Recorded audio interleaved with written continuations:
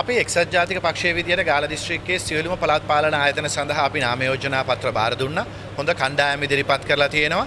ඉතින් අපි බලාපොරොත්තු වෙනවා මේ මැතිවරණයේදී හොඳ ප්‍රතිඵලයක් ජනතාවට ලබා ගන්න පුළුවන් වෙයි කියලා අපි බලාපොරොත්තු වෙනවා මේ මැතිවරණයේදී. මොකද මේ මැතිවරණයට කලින් මැතිවරණ දෙකක් තිබුණා. ඒ තමයි එකක් ජනාධිපතිවරණය, ඊට පස්සේ පාර්ලිමේන්තු මැතිවරණය තිබුණා. 159ක් පාර්ලිමේන්තු මන්ත්‍රීවරු පත් කරලා දුන්නා. එතකොට රටේ වෙනස්කම් කරන්න රටේ ලොකු විපර්යාස බලාපොරොත්තුවෙන් ජනතාව ඡන්දෙ දුන්නා. අද සැප්තැම්බර් මාසයේ ඉඳලා මේ වෙනකොට මාස ගණනාවක් ගිහිලා මාස 5ක් ගත වෙලා අවසන් වෙනකොට ජනතාවට කල්පනා කරන්න වෙලා තියෙනවා මාස 60න් මාස 5ක් ගිහිල්ලා ඉවරයි. එතකොට Taman බලාපොරොත්තු වෙච්ච දේවල් ඉෂ්ට වෙලා තියෙනවද නැද්ද කියලා. පාර්ලිමේන්තුවේ 159ක්ම දුන්නා. ආයි 3න් 2ක්ම දීලා තියෙනවා. ආයි කට උත්තර නැති වෙන දීලා තියෙනවා. ආයි දෙන එක දීලා තියෙනවා ලොවෙත් නැති වෙන්න. එතකොට මිනිස්සු වැඩත් බලාපොරොත්තු වෙනවා ලොවෙත් නැති වෙන්න. හැබැයි ඉතින් වැඩ මේ මාස 5 වෙනකොට කරනවා කියපු දේවල් කරන වගක් නම් පේන්නේ නැහැ.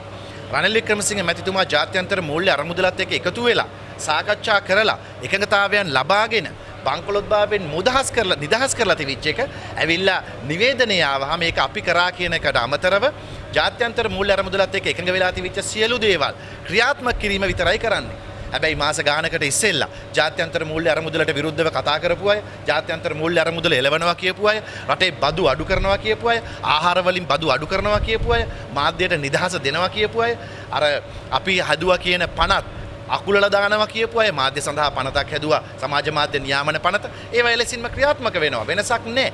ඊට අමතරව ආර්ථික නීති ආර්ථිකයේ සම්බන්ධව මූලික නීතිය හැදුවා රට 2048 හදන්න නම් මේ රට ගොඩනගන්න 2047 ඉන්දියාව සංවර්ධිත රටක් වෙනවා වගේම 2048 ශ්‍රී ලංකාව සංවර්ධිත රටක් කරා ගෙනියන්න ඕනි කරන මූලික ලේඛනය ආර්ථික ලේඛනය පාර්ලිමේන්තුවේ අනුමත කරා. ඒ වෙලාවේ අධිකරණයට ගියපු ජනතා විමුක්ති පෙරමුණ අද යස අගේට අපේ කලිසම ඒගොල්ලන්ගේ වගේ ඇඳගෙන ඒක ක්‍රියාත්මක කරනවා. 2048 සංවර්ධනය සඳහා අපි හදපු සැලැස්ම ක්‍රියාත්මක කරනවා. අපි ඒකට නැවත නැවතත් ස්තුතිවන්ත වෙනවා. හැබැයි එකක් කියන්න ඕනි, අපි රටේ ජනතාව බලාපොරොත්තු වෙච්ච දේ රට වැටිච්ච වෙලාවේ රට ගොඩනගපු පක්ෂය, රට ආරක්ෂා කරපු පක්ෂය, මිනිස්සුන්ට ජීවත් වෙන්න පුළුවන් පරිසරය දීපු පක්ෂය අපිට පුළුවන් වුණා රටේ මිනිස්සුන්ව නැවත ජීවත් කරවන්න.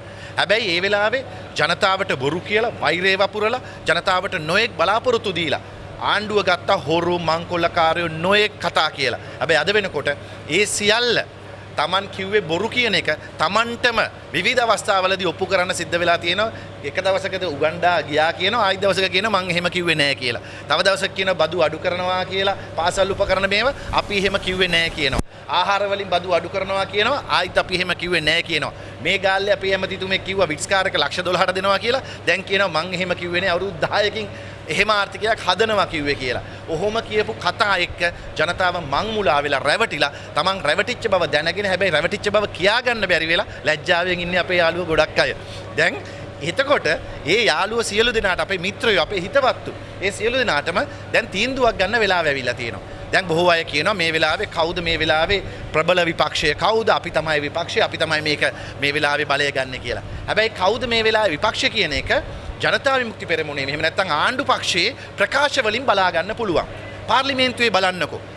කාට හරි බනිනවද සජිත් ප්‍රේමදාස මහත්තයාට? කොහේ හරි දැකලා තියෙනවද සජිත් ප්‍රේමදාස මහත්තයාට පාර්ලිමේන්තුවේ විවේචනය කරනව? නැහැ.